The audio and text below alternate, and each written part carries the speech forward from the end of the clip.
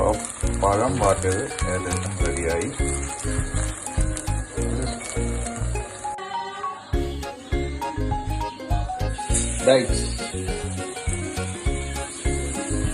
Just ഒന്ന് ചൂടാക്കിയാൽ മതി. Ready?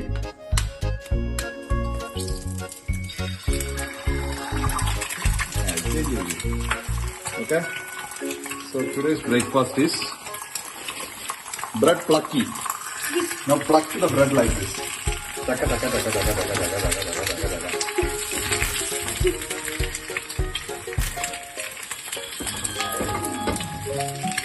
Hey!